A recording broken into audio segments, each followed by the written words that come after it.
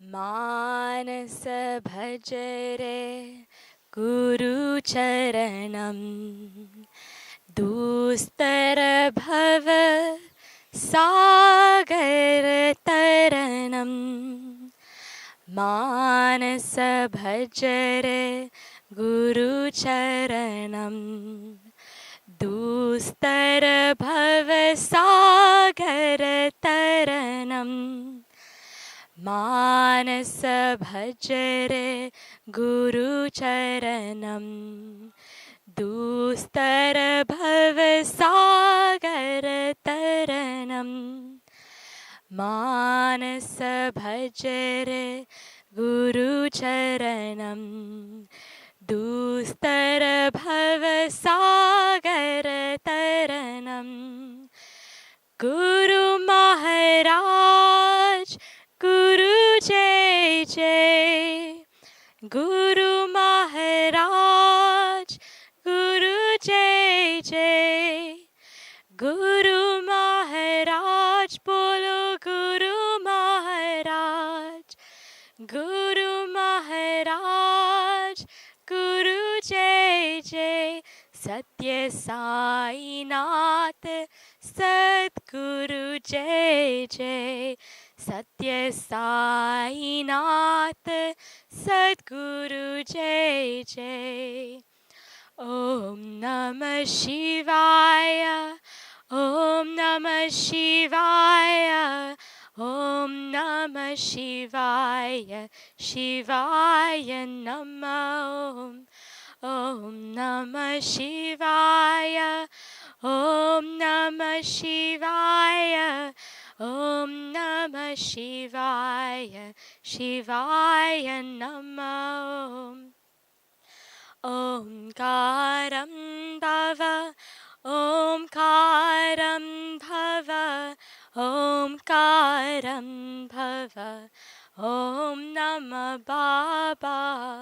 ओंकारं भव ओंकारं भव ओंकारं भव ओम नमो बाबा अरुणाचल शिव अरुणाचल शिव अरुणाचल शिव अरुण शिवो अरुणाचल शिव अरुणाचल शिव अरुणाचल शिव अरुण शिवो मानस भजरे गुरुचरणं दुस्तर भव सागर तरणं मानस भजरे गुरुचरणं दुस्तर भव सागर तरणं Guru Maharaj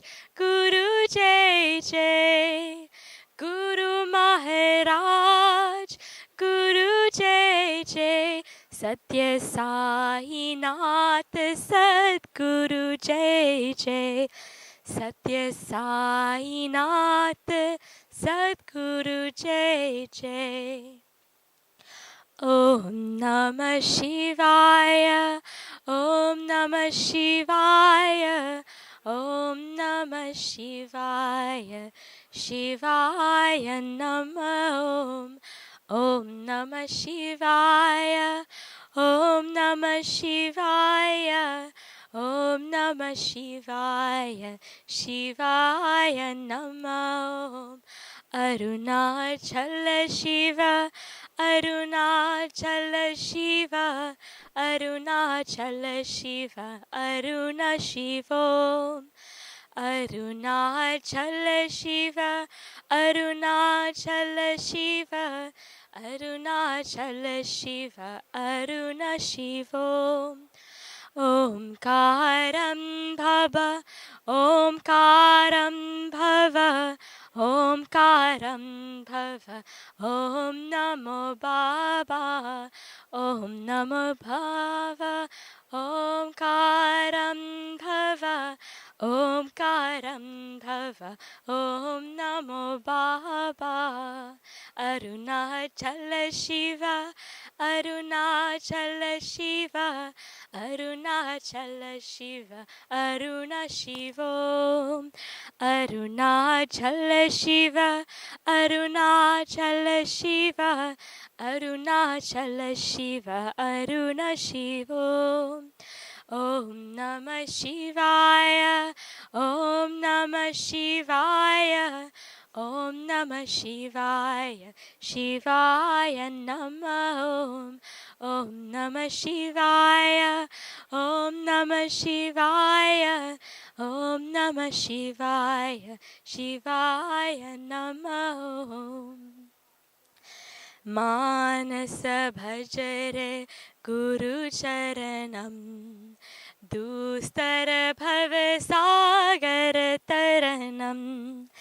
Manasa bhajare Guru Charanam, Dustara Bhavasagar Taranam. Manasa bhajare Guru Charanam, Dustara Bhavasagar Taranam. Manasa bhajare Guru Charanam, Dustara Bhavasagar Taranam. Manasa bhajare Guru Charanam, Dustara Bhavasagar Taranam. Guru Maharaj, Guru Jai Jai, Guru Maharaj, Guru Jai Jai, Guru Maharaj, Bolo Guru Maharaj, Guru Maharaj, Bolo Guru Maharaj, Satya Sai Nath, Sadguru Jai Jai, Satya Sai Nath, Sadguru Jai Jai, Sai Nath, Sadguru Jai Jai, Satya Sai Nath, Sadguru Jai Jai. Om Namah Shivaya, Om Namah Shivaya, Om Namah Shivaya, Shivaya Namah Om. Om Namah Shivaya, Om Namah Shivaya, Om Namah Shivaya, Shivaya Namah Om.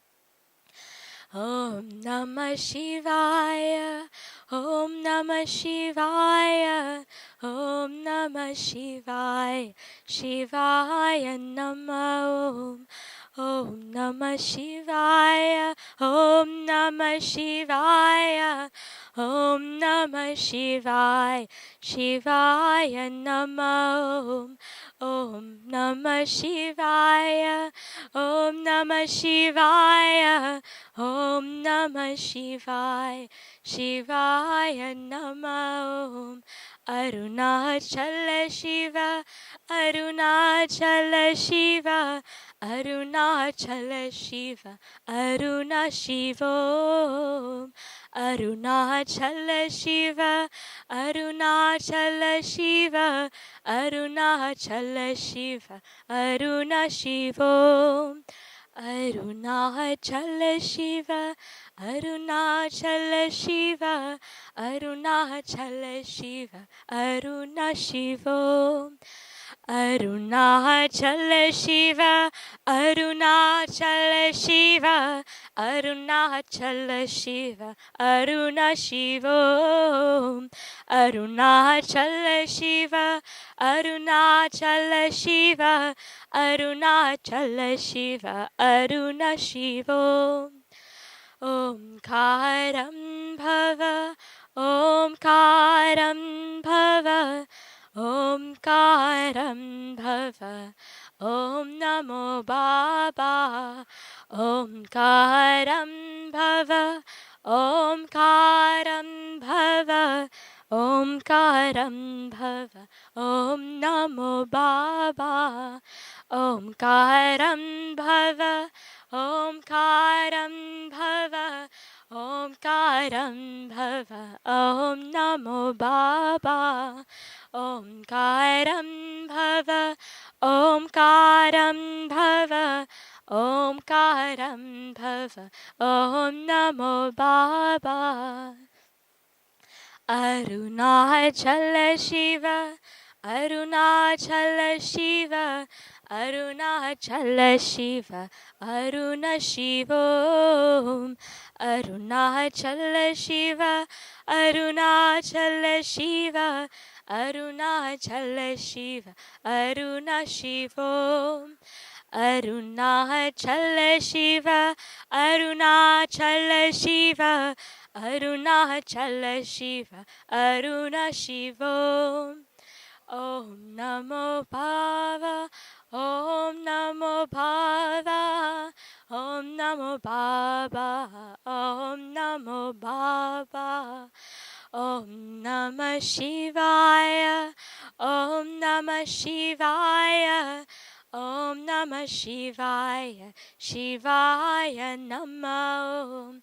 Om Namah Shivaya, Om Namah Shivaya, Om Namah Shivaya, Shivaya Namah. Manasa Bhajare Guru Charanam, Dustar Bhavasagar Taranam.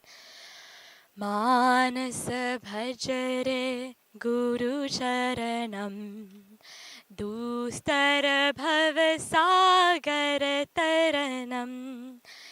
Manasa Bhajare Guru Charanam, Dustar Bhavasagar Taranam. Manasa Bhajare Guru Charanam, Dustar Bhavasagar Taranam. Guru Maharaj, Guru Jai Jai, Guru Maharaj, Guru Jai Jai, Guru Maharaj, Bolo Guru Maharaj, Guru Maharaj, Bolo Guru Maharaj, Guru Maharaj, Bolo Jai Jai, Guru Maharaj, Guru Jai Jai, Guru Maharaj, Guru Jai Jai, Satya Sai Nath Sadguru Jai Jai, Sai Nath Sadguru Jai Jai, Satya Sai Nath Sadguru Jai Jai, Satya Sai Nath Sadguru Jai Jai.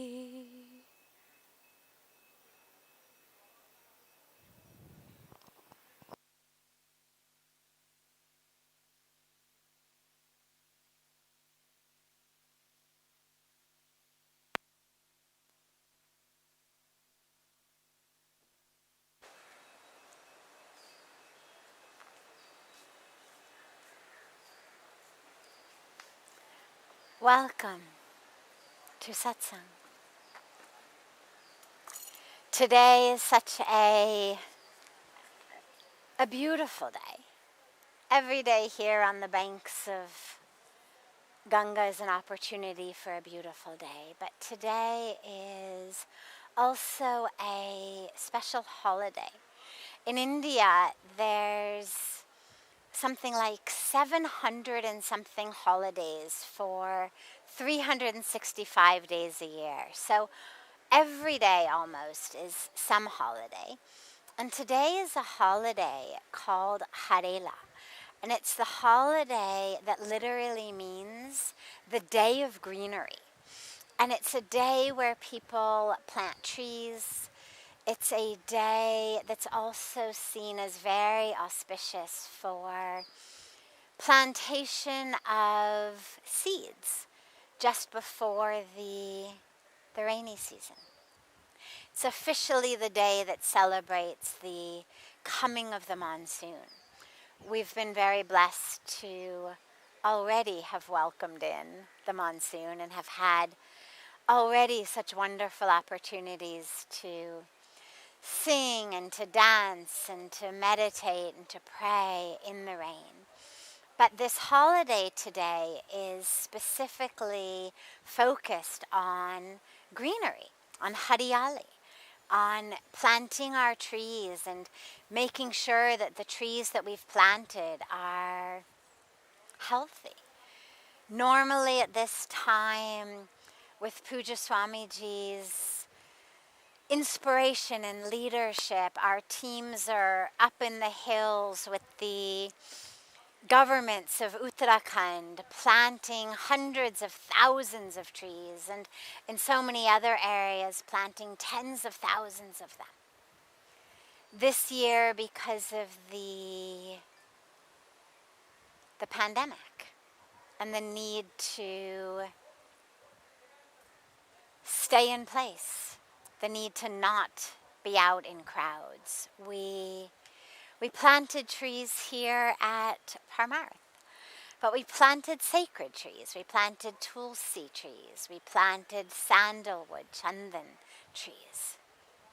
And what I love also about this meaning is when we're talking about planting seeds and planting trees, well, they don't only give us fruit or flowers or leaves, but seeds blossom into everything.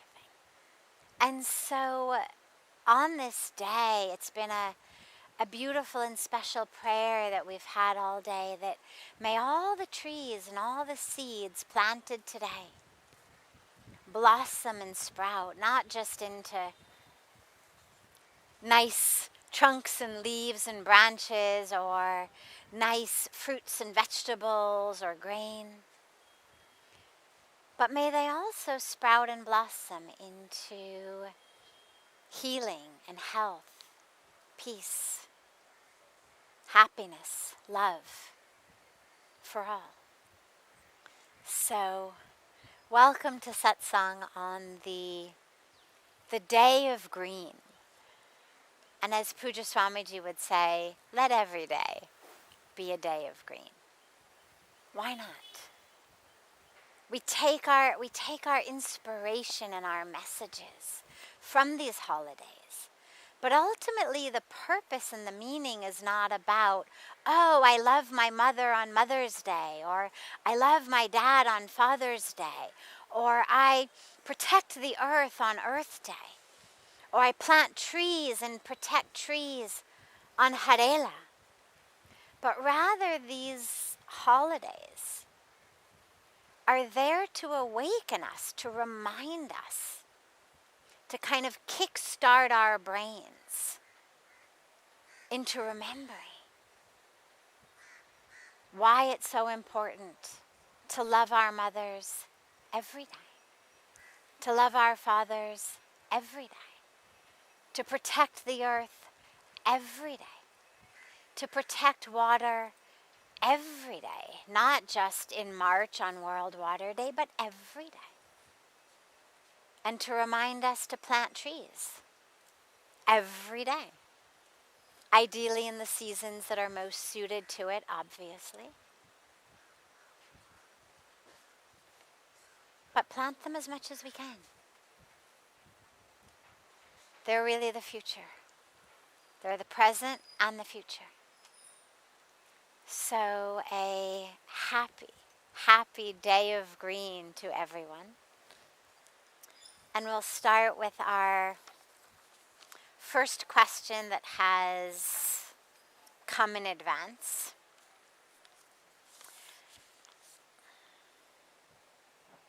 Dear Sadhviji, how can I get my teenage son, who is mostly only interested in playing games online and becoming famous on YouTube, to take an interest in spiritual things and giving to others?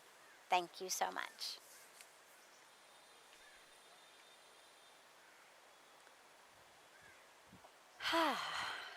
Our children and the world of online.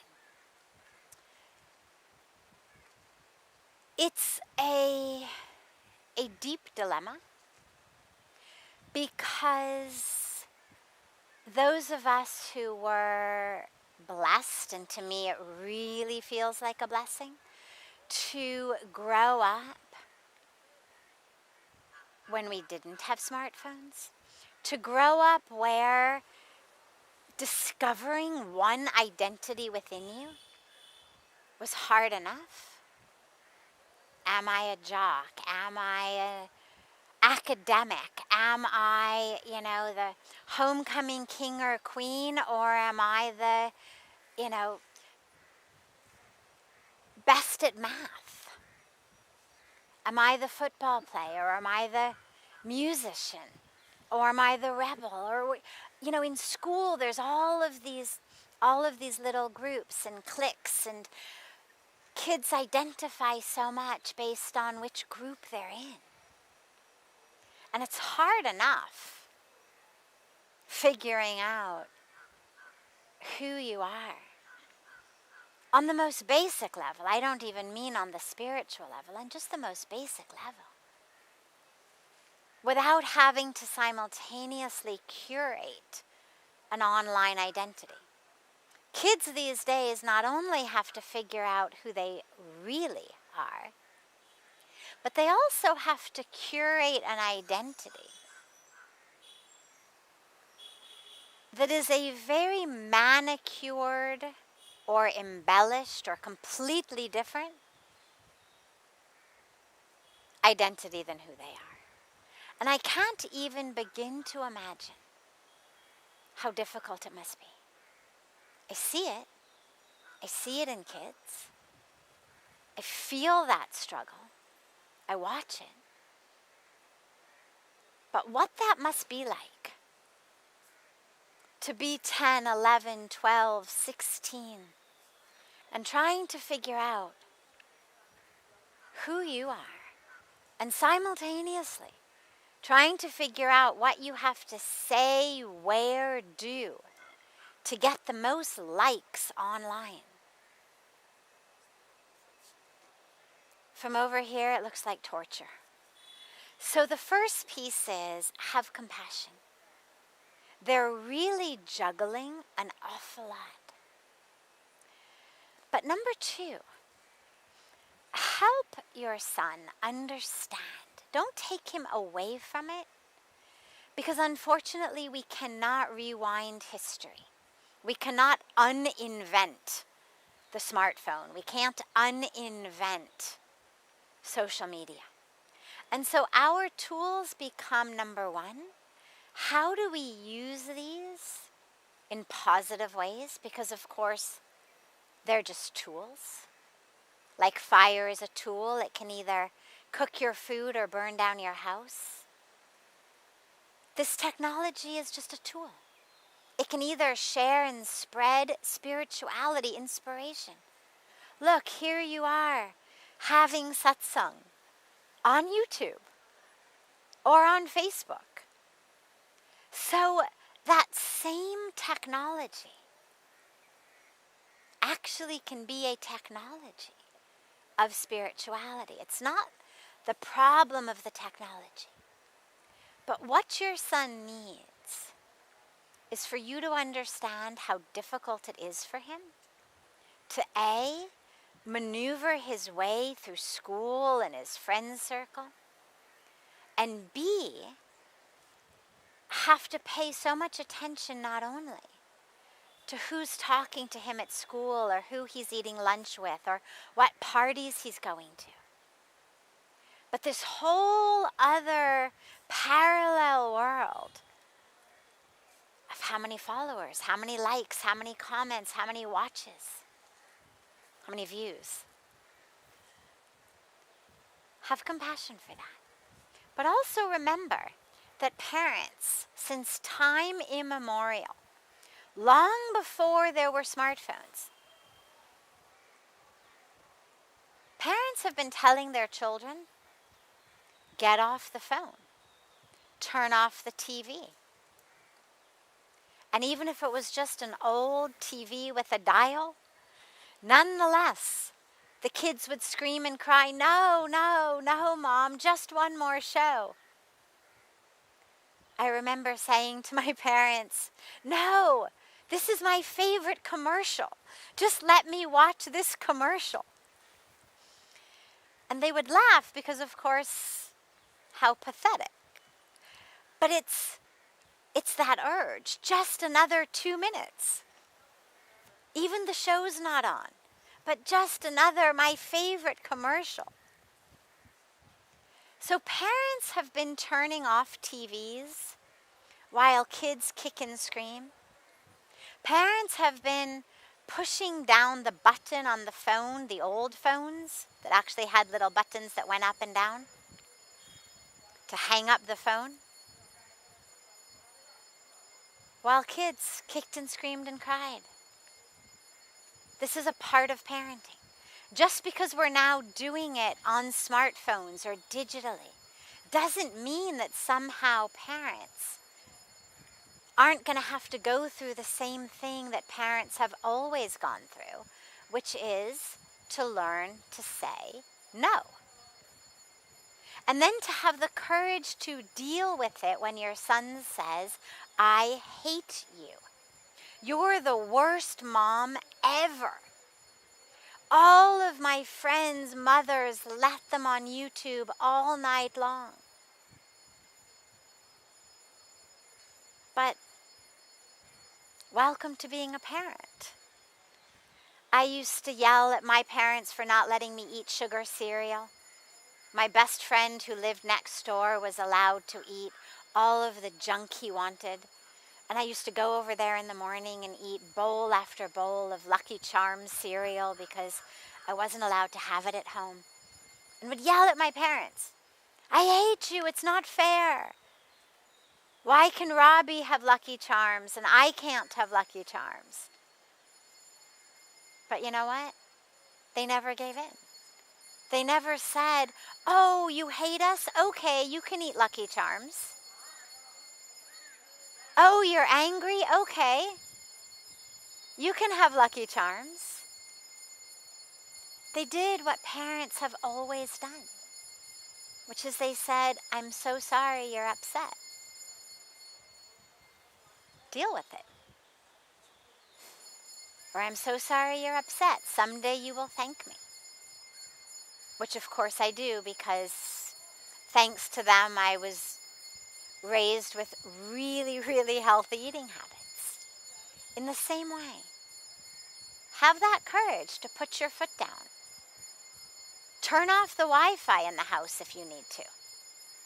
Do whatever you need to do. That's what parental controls are for. Implement them. And you'll get kicking and screaming, but that's okay. And in terms of spirituality, well, he likes YouTube. So maybe introduce him to some spiritual things that are coming on YouTube. Whether it's lectures, satsang, whether it's chanting, whatever it may be, there's so much. Introduce him there. Maybe there's a wonderful meditation channel. Or bring him to sit next to you while we have our online meditations on Mondays and Fridays. Whatever it may be. Or next time he asks you a question, tell him, "I'll ask that in Satsang. You can watch it with me on YouTube." Try not to draw this line between technology and spirituality. Because technology can also be a tool of spirituality. Help them understand technology is just a tool. How they use it is up to them. And like everything, there are limits. And as the mom and the dad, you get to set the limits.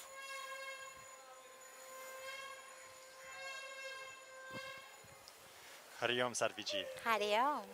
Should a good leader be open to making changes to the way that they work and also being open to seeing changes in how their own behavior could improve the environment. There's a beautiful teaching that Puja Swamiji gives, which is in Hindi. And I'll give it in Hindi and then I'll give it in English as well. But it works much better in Hindi. So I'll give it in Hindi first. And it says, Jukta to wo hai, jisme jaan hoti hai. Akar to murde, pechan hoti hai. And what it means is, the one who bends is the one who's alive. A corpse can't bend. A corpse is very rigid. And the way to know where there is life is where there is bending. Meaning, humility, we bend. Flexibility, we bend. Change, we bend. So, all of us, there's no different rules in the world for leaders versus followers. That which makes a good leader makes a good human being. Being flexible, being introspective. Because times change, situations change. For us to say, oh, this is the way we've always done it. Neither is it a good strategy, nor is it the mark of good leadership. So whether you're looking at a financial strategy, a cultural strategy, or just a general leadership strategy, to be rigid and stuck, to have a death grip, a vice around your mind,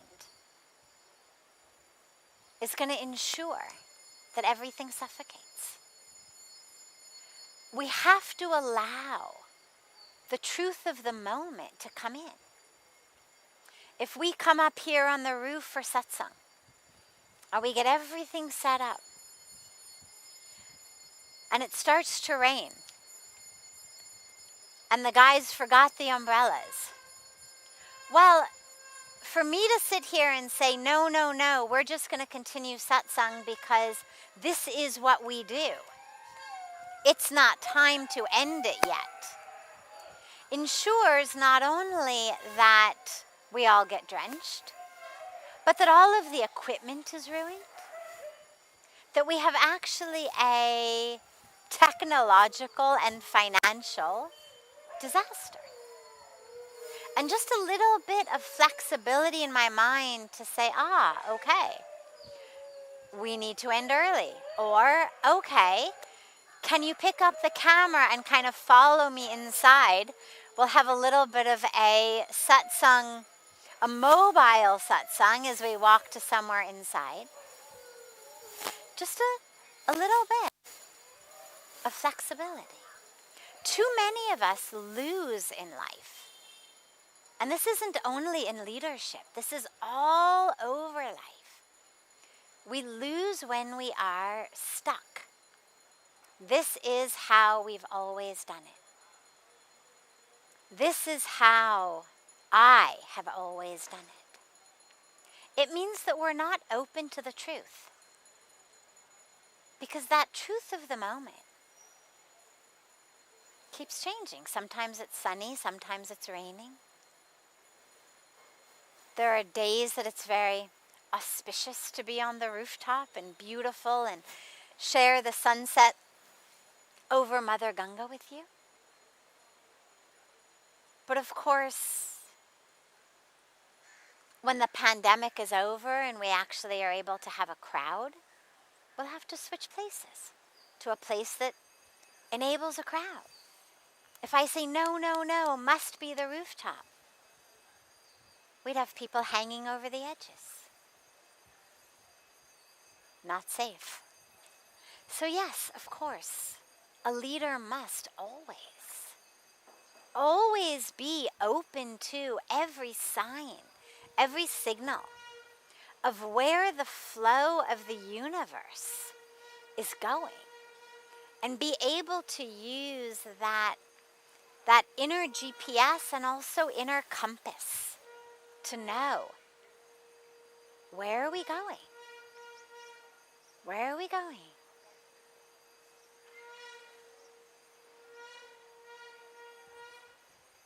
But again, that's not only important for leaders. So don't think, oh, well, I'm not a leader, so I don't have to be flexible. We all have to be flexible. We all have to allow.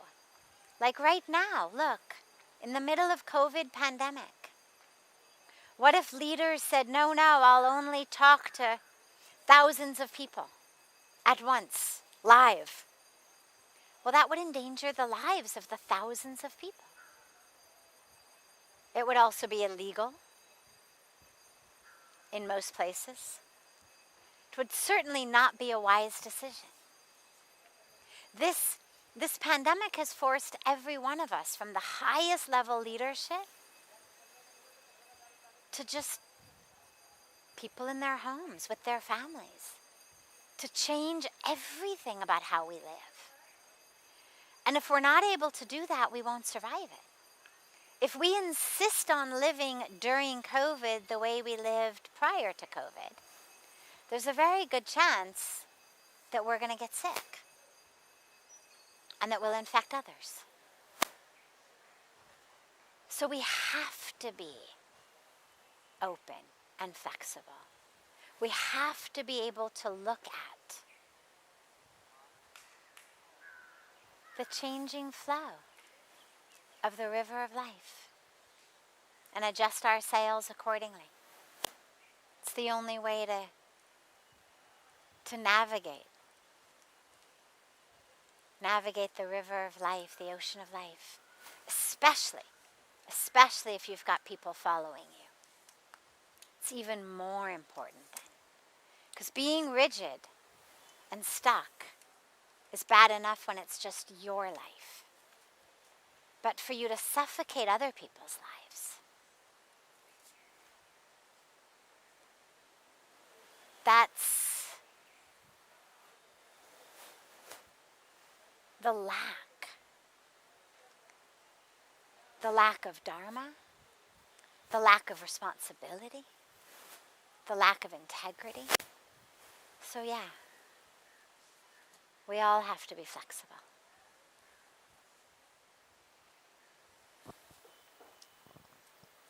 How can we disrupt the continuum of our habits?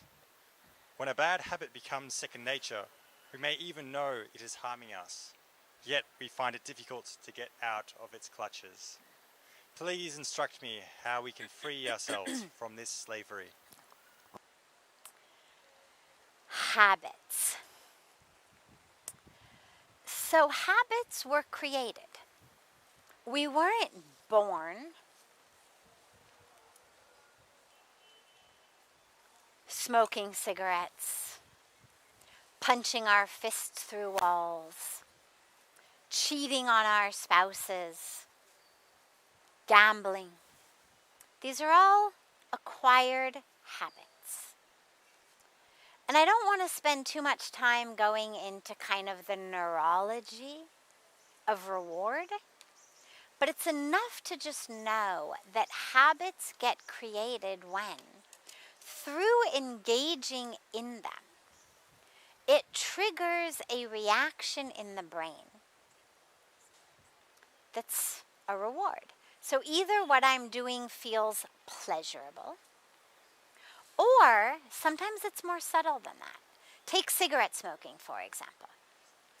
I don't know anyone who actually enjoyed their first cigarette. Most people will tell you they hated it. But the reward for most people is, look how cool I am. I'm doing what everyone else is doing. So even though my lungs feel like they're on fire, there's still a great reward in my brain as I look around and everybody's looking at me like, wow, she's so cool. So that's a reward. So habits tend to get formed either by a reward in the beginning or simply due to repetition enough times that it becomes automatic pilot. And so that just becomes your way of being, even if it wasn't necessarily such a reward in the beginning. You've done it so many times that it becomes second nature, like tying your shoes. So unless you had parents who were really super enthusiastic and threw you a huge party with cake and ice cream the first time you tied your shoes, chances are it wasn't such a reward. But you did it, you learned it, you kept doing it, you kept doing it. Now, how to do it is automatic. We don't even have to think about it. In fact, you put on your shoes and you don't even have to think tie them. It automatically happens. In the same way, the habits of our life, what time we wake up, what we do when we wake up, what the pattern of our day is, how we interact with people. Do we express our love and gratitude? Do we greet our family members by saying, I am so lucky to have you. Thank you for being in my life. Or do we greet our family members by saying, didn't I tell you to pick up your sweater from the couch? Is there gratitude? Or is there complaint? Just habits. That's all it is. Nothing bad about you. Just a habit. We develop mental habits the same way that we develop physical habits. People who twirl their hair or bite fingernails or things like that physically, they're physical habits. The way we speak, the way we interact, the way we judge, they're habits, patterns. The best way to disrupt one, form a new one. So every day, do you get up and pick up your phone lying right next to your bed and check your Facebook before you're ever out of bed? No problem. It's been a habit till today, but you can disrupt it easily. Leave your phone in the other room. Turn it off in the night. Put it on airplane mode. Do whatever you need to do, such that when you get up in the morning, after you go to the bathroom, you come back and you sit and meditate. Create a new habit. Put alarms in your phone during the day. Do you want to stop to meditate at different times? Do you want to remember to pray before you eat? Do you want to do yoga? There's so many habits to bring in. We just have to start. But what's most important in creating a new habit is discipline and willpower, and just do it for the first bit of time. Then it'll become a habit, and it'll stay with you. But don't think that you can kind of mentally outthink a habit. You have to actually get in there and break it. And you can do it. You created the habit. Create a new habit.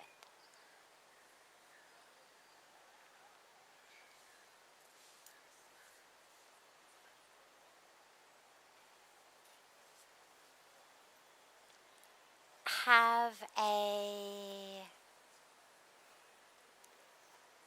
beautiful, beautiful rest of your evening.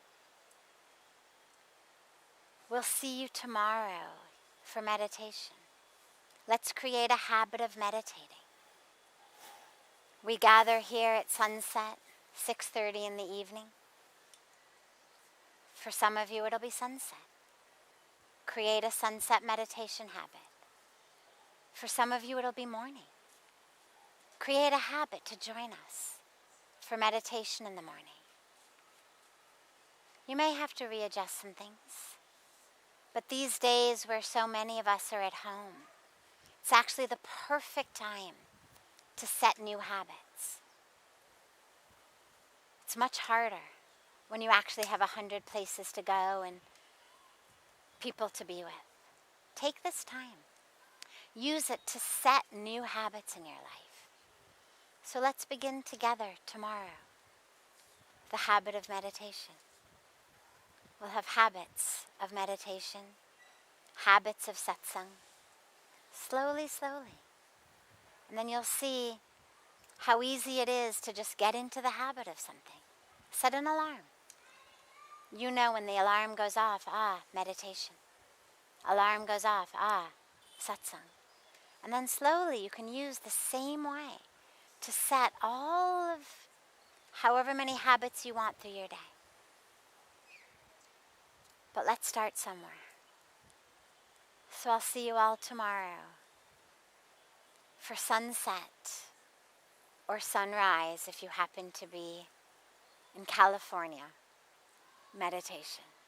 6:30 tomorrow here on the banks of Mother Ganga.